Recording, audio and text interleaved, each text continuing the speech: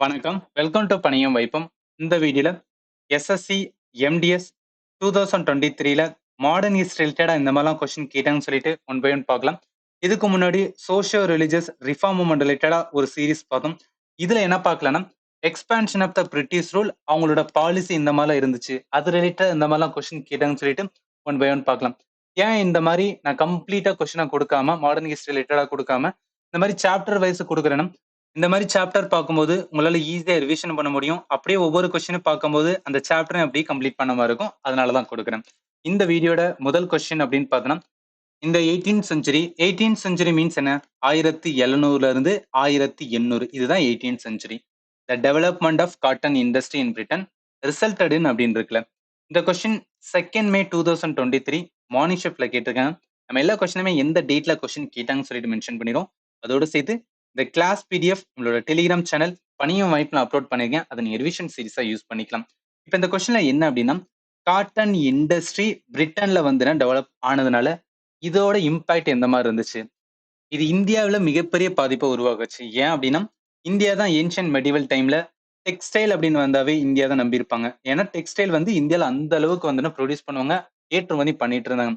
But இந்த இடத்துல என்னன்னா பிரிட்டன்ல காட்டன் இண்டஸ்ட்ரி உருவானதுக்கு அப்புறம், அதுவும் மாடர்ன் இண்டஸ்ட்ரி உருவானதுக்கு அப்புறம் இந்தியால இருக்கிற ஏன்ஷியன்ட் ப்ராக்டிஸான டெக்ஸ்டைல் ப்ரொடக்ஷன் நல்லாவே டிக்ளைன் ஆச்சு. இப்போ என்ன சொல்லலாம்? இந்த கொஸ்டின் கரெக்ட் ஆன்சர் பி தான் ஒரு ரைட்டா.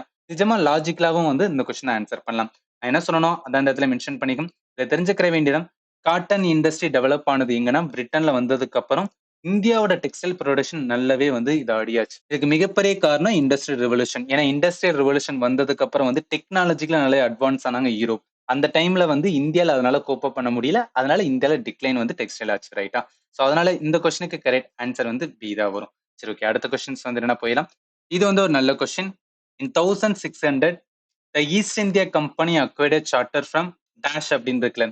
ஏன் நான் சிம்பிளான கொஸ்டின் சொன்னேன்னா ஈஸ்ட் இந்தியா கம்பெனி இல்ல பிரிட்டிஷை பத்தி லேர்ன் பண்றோமே ஃபர்ஸ்ட் இதை தான் நம்ம லேர்ன் பண்ணியிருப்போம். இந்த கொஸ்டினுக்கு கரெக்ட் ஆன்சர் என்ன வேணும்? இப்போ நான் கம்ப்ளீட்டா ஈஸ்ட் இந்தியா கம்பெனியோட குரோனாலஜிக்கல் ஆர்டர் எப்படி அவங்க உள்ள வந்தாங்க அப்படின்னு சொல்லி கொடுத்துருக்கேன். குரோனாலஜிக்கல் ஆர்டர் நம்ம தெரிஞ்சுக்கும் போது நிறைய கொஸ்டின் ஈஸியா வந்து ஆன்சர் பண்ணலாம். இல்ல ஃபர்ஸ்ட் வந்து பாருங்களேன், 1599 ஈஸ்ட் இந்தியா கம்பெனி வந்து எஸ்டாப்ளிஷ் பண்ணியிருக்காங்க. அடுத்து 1600 குயின் எலிசபெத் கிட்ட என்ன பண்ணா ராயல் சார்ட்டர் வந்து ரிசீவ் பண்ணியிருக்காங்க. யாருன்னா இந்த ஈஸ்ட் இந்தியா கம்பெனி. இப்போ உங்களுக்கு ஒரு டவுட் வரலாம். அது என்ன ராயல் சார்ட்டர் அப்படின்னா, இந்த குயின் எலிசபெத் ஒரு பேப்பர்ல வந்து சைன் பண்ணி குடுப்பாங்க.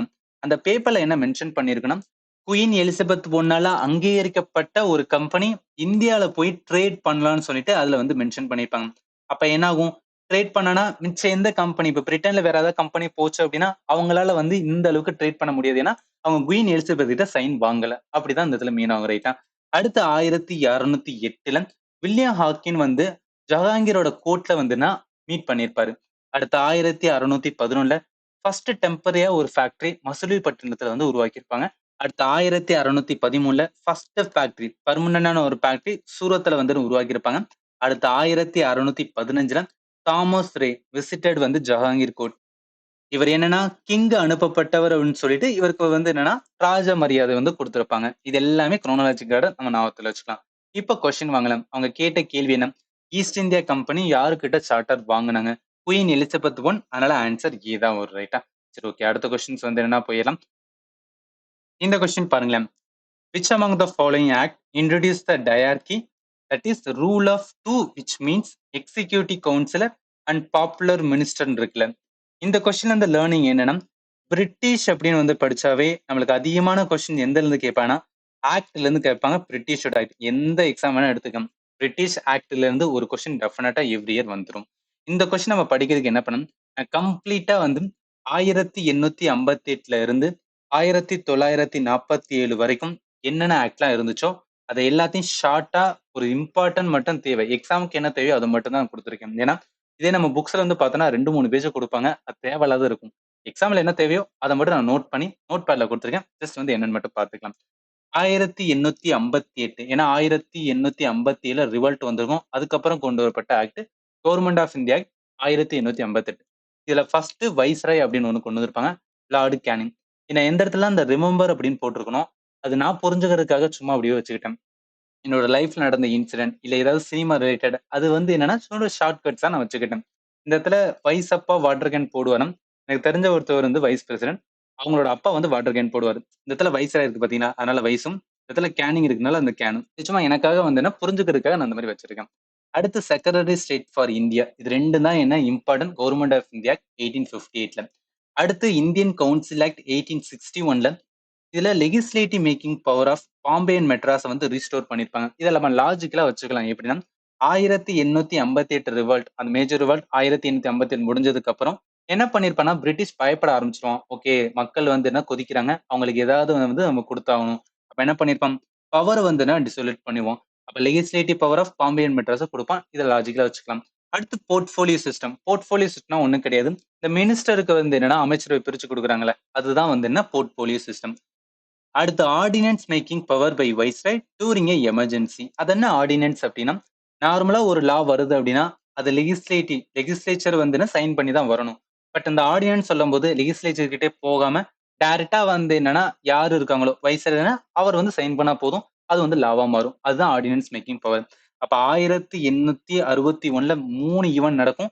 ஒன்னு டிவோலியூஷன், இன்னொன்னு போர்ட்போலியோ, இன்னொன்னு ஆர்டினன்ஸ். இதை வந்து நம்ம ஞாபகத்துல வச்சுக்கலாம். அடுத்து பார்த்தோம்னா இந்தியன் கவுன்சில் ஆக்ட் ஆஃப் 1892. இதுல இன்டைரக்ட் எலெக்ஷனும் நான் அபிஷியல் மெம்பர் இந்த கவுன்சில் இன்க்ரீஸ் பண்ணிருப்பாங்க. இதுதான் 2 இம்பார்ட்டன்டான ஈவென்ட். அடுத்து பார்த்தோம்னா மாலிமெண்ட் ரிஃபார்ம் ஆர் வந்து கவர்மெண்ட் ஆஃப் இந்தியா ஆக்ட் 1909 சொல்லுவோம். இது என்ன நான் அபிஷியல் மெஜாரிட்டி ப்ரொவின்சியல் லெகிஸ்லேச்சர்ல வந்து இன்ட்ரோடியூஸ் பண்ணிருப்பாங்க. இது வந்து ரொம்ப ரொம்ப இம்பார்ட்டன்ட், ஞாபகத்துல வச்சுக்கோங்க. அடுத்து Satyendra Prasanna Sinha first Indian member இந்த executive council as a law மெம்பரா உள்ள போயிருப்பாரு. இதுவும் ரொம்பவே ரொம்ப இம்பார்ட்டன்ட். அடுத்து கம்யூனல் ரெப்ரசன்டேஷன் முஸ்லீமுக்கு ஸ்டார்ட் பண்ணப்பட்ட ஆக்ட் என்ன, கவர்மெண்ட் ஆஃப் இந்தியா ஆர் மோலிமெண்ட் ரிஃபார்ம் ஆக்ட் ஆஃப் 1909. அடுத்து பார்த்தோம் அப்படின்னா கவர்மெண்ட் ஆஃப் இந்தியா ஆக்ட் 1919. இதுதான் ரெஸ்பான்சிபிள் கவர்மெண்ட் சொல்லுவாங்க. அடுத்து டயார்கி அட் ப்ராவின்ஸ். டயார்கி இதுதான் நம்மளுக்கு கொஸ்டினாவே வந்து கேட்டிருந்தாங்க.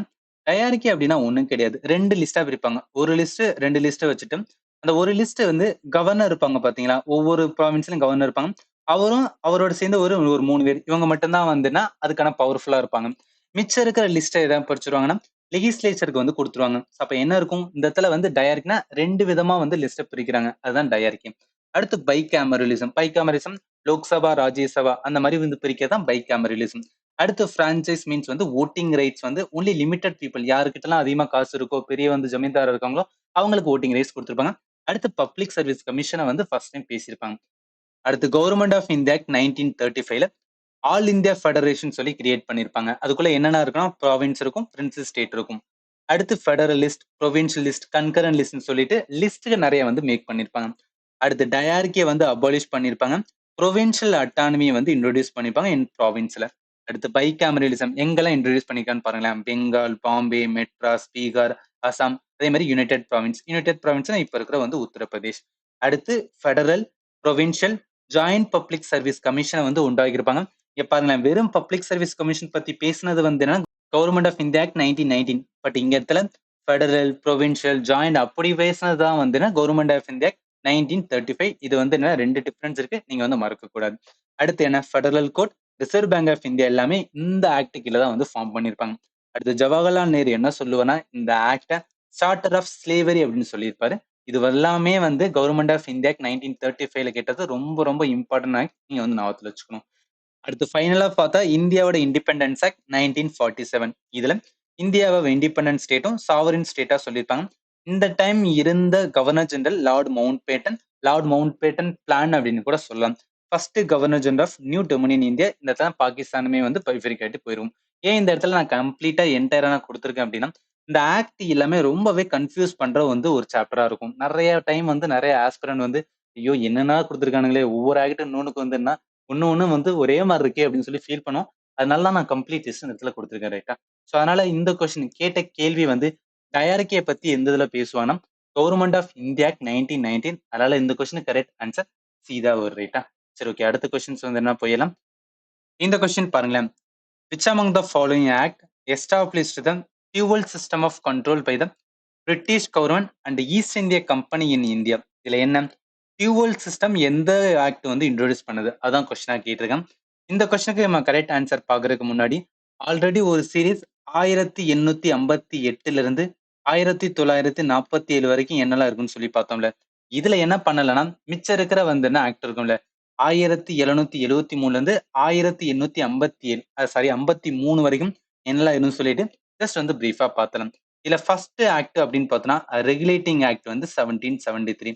இது first governor general of Bengal யாரு? Warren Hastings. நான் ரிமெம்பர் போடுறது என்னோட புரிதலுக்காக வச்சிருந்த ஒரு ஷார்ட்கட்ஸ். அது என்ன ஷார்ட்கட்ஸ்னா ஃபர்ஸ்ட் டைம் வந்து வாரண்ட் கேட்போம். இப்போ ஒரு போலீஸ் யாராவது ஒருத்தவங்க அரெஸ்ட் பண்ண வந்தா வாரண்ட் இருக்கா அப்படின்னு கேட்பாங்க ஃபர்ஸ்ட் டைம். அப்ப என்ன மீனும் இந்த இடத்துல ஃபர்ஸ்ட் ஆக்ட் ரெகுலேட்டிங். அப்ப ரெகுலேட்டிங்ல இருந்த கவர்னர் ஜெனரல் ஆஃப் பெங்கால் யாருன்னா வாரன் ஹாஸ்டிங். இந்த வாரண்ட் வந்து என்னன்னா ஃபர்ஸ்ட் டைம் வாரண்ட் அதோட வந்து கனெக்ட் பண்றதுக்காக சின்ன ஒரு shortcuts.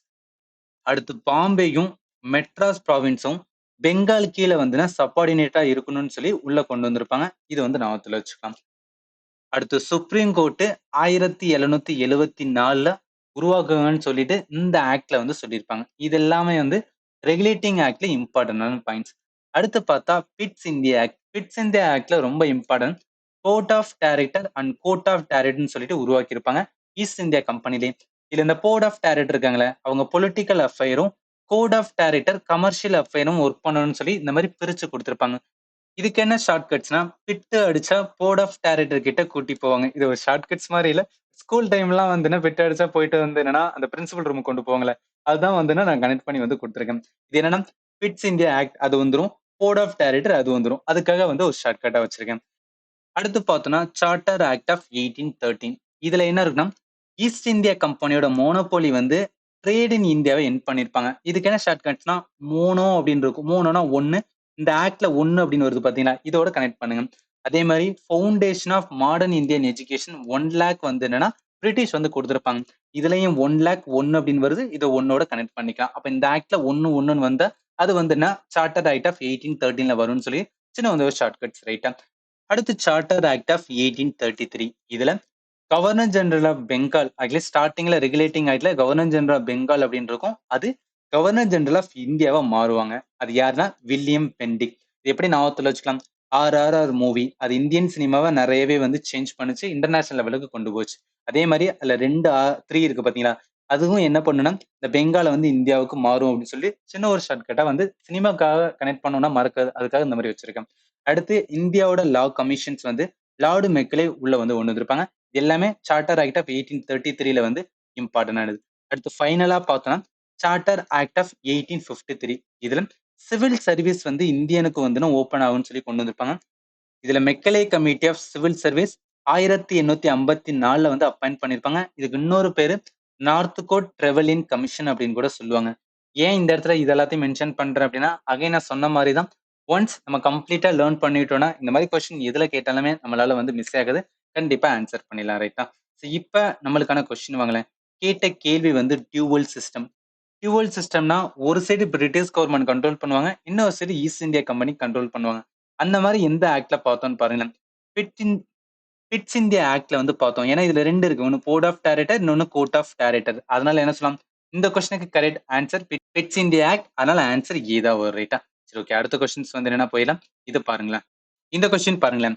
The result of English Education Act of 1835 was to make dash as a medium of instruction for dash education இருக்குல்ல.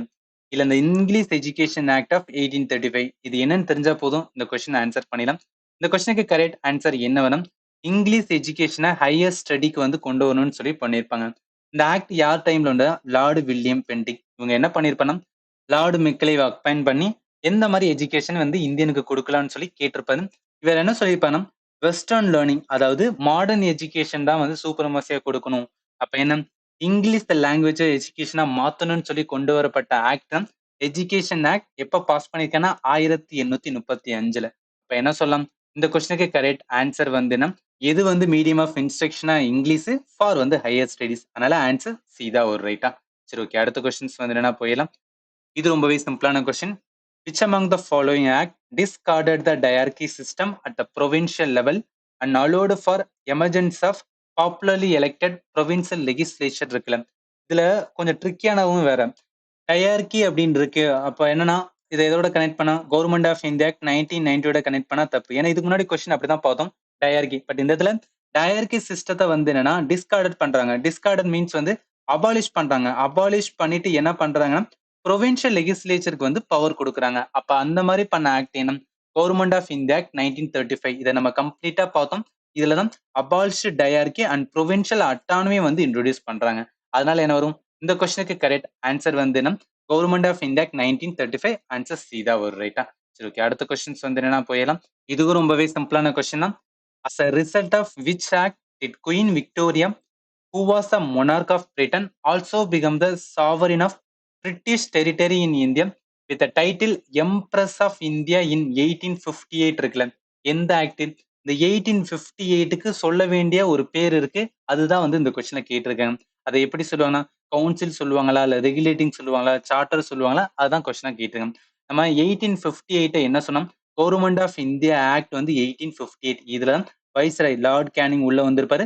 செக்ரட்டரி ஆஃப் ஸ்டேட் ஃபார் இந்தியாவுக்கு உள்ள கொண்டு வந்திருப்பாங்க. இந்த ஆக்ட் என்னன்னா 1857 ரிவல்ட் வந்ததுக்கு அப்புறம் ஈஸ்ட் இந்தியா கம்பெனியோட வந்து ரூல்ஸை எண்டு பண்ணிட்டு டைரக்டா பிரிட்டிஷோட கிரவுன் வந்து ரூல் வந்து இனிமே ஆட்சி பண்ணுவாங்கன்னு சொல்லி கொண்டு வந்திருப்பாங்க. இது வந்து நம்ம ஞாபகத்துல வச்சுக்கலாம். ரைட்டா?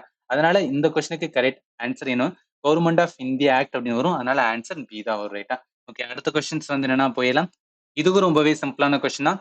The Charter Act of 1813 extended the East India Company rule in India to another dash years அப்படின்னு இருக்குல்ல. இந்த சார்ட்டர் ஆக்ட் அப்படின்னு வந்தாவே ரெண்டு இதுக்கு உள்ள கேப் எவ்வளவு இருக்குன்னா 20 இயர்ஸ் கிட்ட இருக்கும். இது வந்து ஞாபகத்துல வச்சுக்க. இது வந்து ஜஸ்ட் லாஜிக்கலா தெரிஞ்சுக்கிற வேண்டியதுதான். இந்த கொஸ்டினுக்கு கரெக்ட் ஆன்சர் வந்து சி தான் வரும். ஏன் நான் சொல்றேன் அப்படின்னா, நம்ம சார்ட்டர் ஆக்ட்ல 3 ஆக்ட் பார்ப்போம். ஒன்னு சார்ட்டர் ஆக்ட் ஆஃப் 1813 பார்ப்போம், அடுத்து 33 பார்ப்போம், அடுத்து வந்து 53 பார்ப்போம். இதுக்கப்புறம் வந்து 1857 ரிவல்ட் வந்ததுனால கவர்மெண்ட் ஆஃப் இந்தியா ஆக்ட் 1858 அப்படின்னு வந்துடும். ரைட்டா? இந்த சார்ட்டர்ல வந்து கேப் பாருங்க, 1813க்கு அப்புறம் 33 வருது, 20 வருஷம் வந்து கேப்.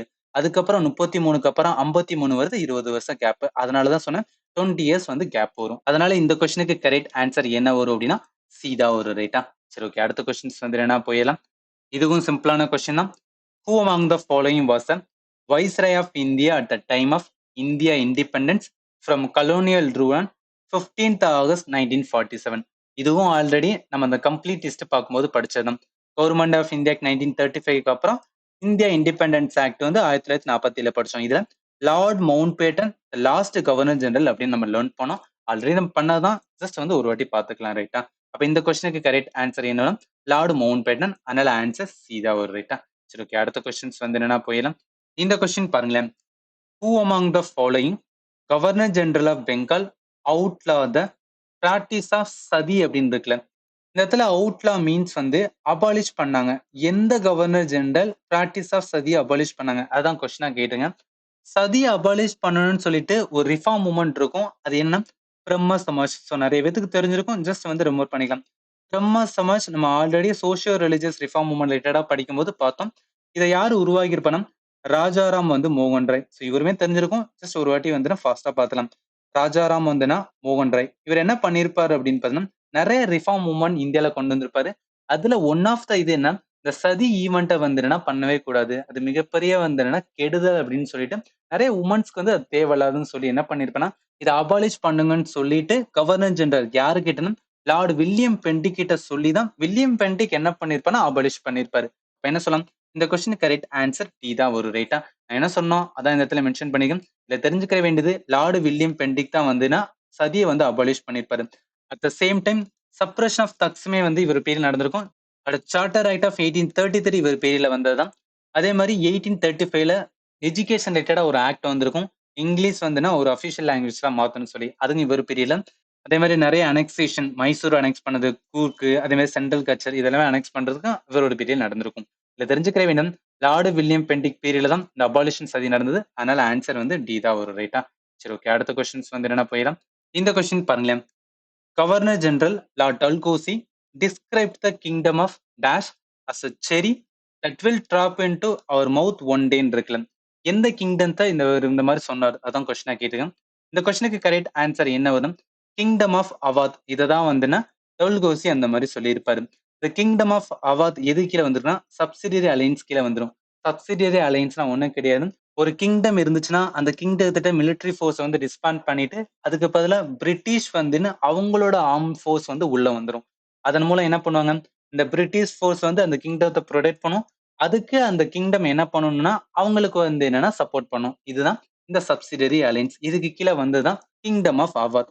அப்ப இந்த கொஸ்டினுக்கு கரெக்ட் ஆன்சர் என்ன வரும்னா எந்த கிங்டம்? Kingdom of Awadh. அதனால ஆன்சர் சி தான் வரும். ரைட்டா? சரி, ஓகே. அடுத்த கொஸ்டின்ஸ் வந்து என்ன போயிடலாம். இது ரொம்பவே சிம்பிளான question. Which one of the following reform led to the enactment of government of India act 1919 இருக்குல்ல. இந்த கவர்மெண்ட் ஆஃப் இந்தியா ஆக்ட் 1919க்கு இன்னொரு பேரு சொல்லுவாங்க. அதான் கொஸ்டினாவே கேட்டிருக்கேன். இந்த கொஸ்டினுக்கு கரெக்ட் ஆன்சர் என்னன்னா மாண்டகு ஸ்லெம்ஸ்ஃபோர்ட் ரிஃபார்ம் அப்படின்னு சொல்லுவாங்க. Montagu means secretary of state, Chelmsford வந்து வைஸ்ராய். இததான் வந்து என்னன்னா Montagu Chelmsford reform or Montford reform government of India 1919 சொல்லுவாங்க. ரைட்டா? அதனால இந்த கொஸ்டினுக்கு கரெக்ட் ஆன்சர் என்ன வரும்? இதா வரும். இந்த கொஸ்டின் பாருங்களேன். The objective of Simon commission was to அப்படின்னு இருக்குல்ல. இல்லைன்னா சைமன் கமிஷன் எதுக்காக வந்ததுன்னு தெரிஞ்சா போதும் இந்த கொஸ்டின் ஆன்சர் பண்ணிடலாம். இந்த கொஸ்டினுக்கு கரெக்ட் ஆன்சர் என்ன வரும்? இப்ப சைமன் கமிஷன் அப்படின்னு பார்த்தா இவங்க எதுக்காக வந்திருப்பாங்கன்னா 1927ல ஜான் சைமன் இவரோட ஹெட் பண்ணி சைமன் கமிஷன் அப்படின்னு சொல்லிட்டு ஒரு குழு வந்து இந்தியாவுக்கு வந்திருப்பாங்க. அவங்க இந்தியாவுக்கு வந்த வருஷம் வந்து 1928. 7 மெம்பர் வந்து இந்த கமிஷன்ல இருப்பாங்க. இதுல இருந்தவங்க எல்லாருமே ஒயிட் பீப்புள். எந்த ஒரு இந்தியனுமே கிடையாது. அதனாலதான் என்னன்னா சைமன் கமிஷனை வந்து இந்தியர்கள் வெறுத்திருப்பாங்க. Go back to Simon, go back Simon அப்படின்னு சொல்லிட்டு நிறைய ஸ்லோகன் கூட வந்து என்னன்னா ஸ்டார்ட் பண்ணியிருப்பாங்க. இது வந்து ஞாபகத்துல வச்சுக்கலாம்.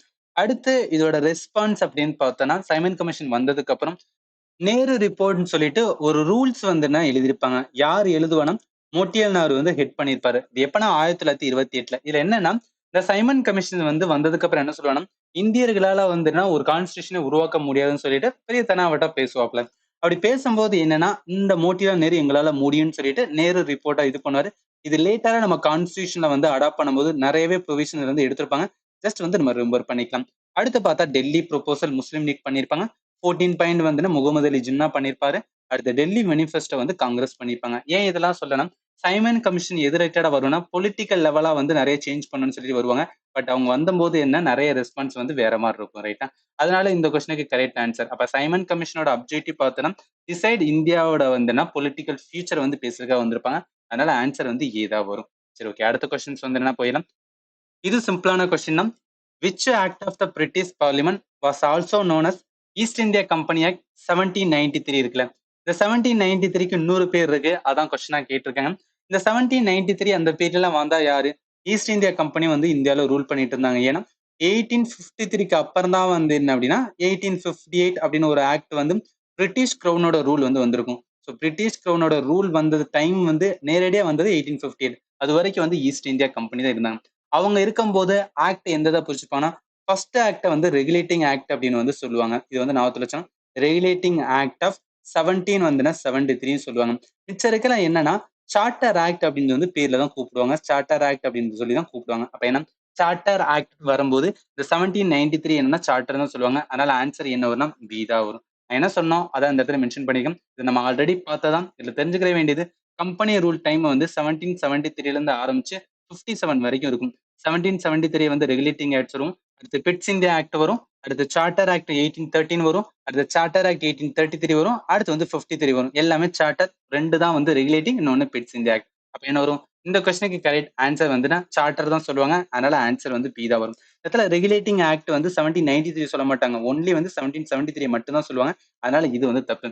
இந்த கவர்மெண்ட் ஆஃப் இந்தியாலாம் வராது. இந்தியன் கவுன்சில் அப்படின்னு இதுல வராது. ரைட்டா? அதனால ஆன்சர் பி தான் வரும். சரி, ஓகே. அடுத்த கொஸ்டின்ஸ் வந்து என்னன்னா போயிடலாம்.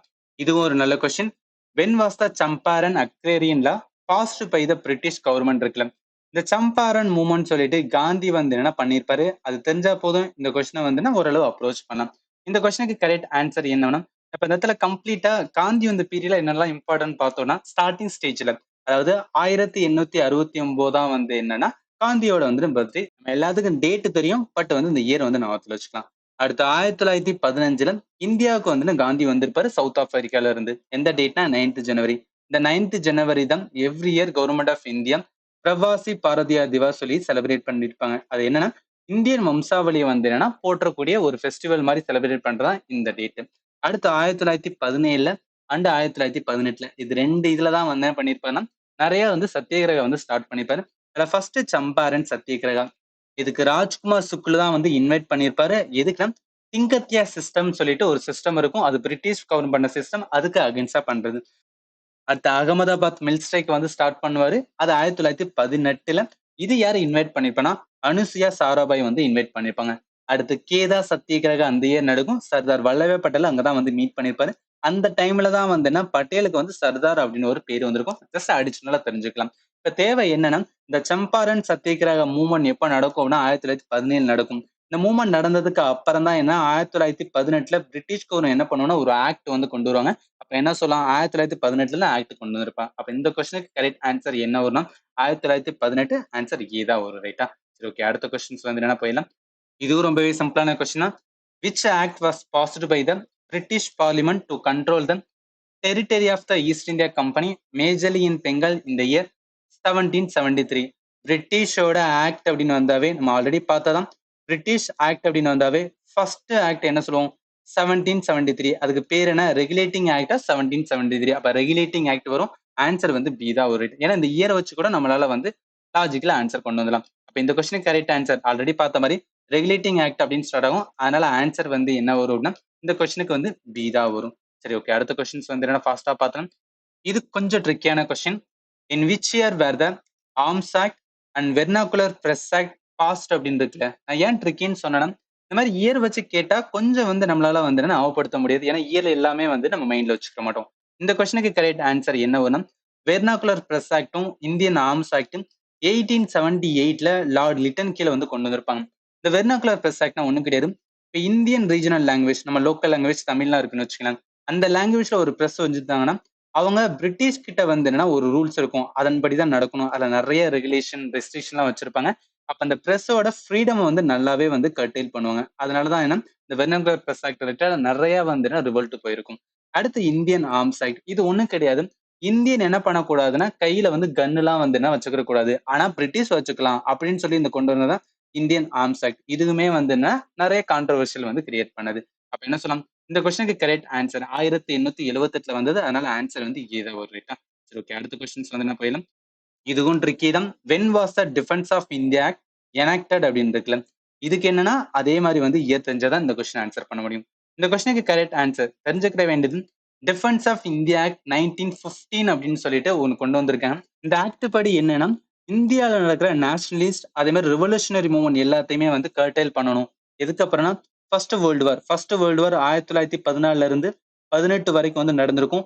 அந்த பீரியட்ல வந்து என்னன்னா இந்த மாதிரி நேஷனலிஸ்ட் வந்து வளரவிடக்கூடாதுன்னு சொல்லிட்டு கொண்டு வரப்பட்ட ஒரு ஆக்ட் தான் டிஃபென்ஸ் ஆஃப் இந்தியா 1915. இது வந்து ஞாபகத்துல வச்சுக்கலாம். அப்ப இந்த கொஸ்டினுக்கு கரெக்ட் ஆன்சர் என்ன டிஃபென்ஸ் ஆஃப் இந்தியா ஆக்ட் எப்ப கொண்டு வரணும் 1915. அதனால ஆன்சர் வந்து சீதா ஒரு ரைட்டா. சரி ஓகே அடுத்த கொஸ்டின்ஸ் வந்து என்ன போயிடலாம். இது இந்த வீடியோட last question. Under which act was the rule of British crown established over India அப்படின்னு இருக்குல்ல. இது ஆல்ரெடி நம்ம லேர்ன் பண்ணதான் ஈஸியா இந்த கொஸ்டின் வந்து ஆன்சர் பண்ணிடலாம். Government of India act 1858. ஏன்னா இது வரைக்குமே வந்து ஈஸ்ட் இந்தியா கம்பெனி தான் வந்து ரூல் பண்ணியிருப்பாங்க. இவங்களை அபாலிஷ் பண்ணிட்டு ஏன்னா 1857ல ரிவோல்ட் வந்திருக்கும். அதனால வந்து இவங்களை அபாலிஷ் பண்ணிட்டு டைரக்டா இனிமே வந்து இந்தியா எது கீழே வந்துடும் பிரிட்டிஷ் கிரவுனு கீழே வந்து வந்துடும்.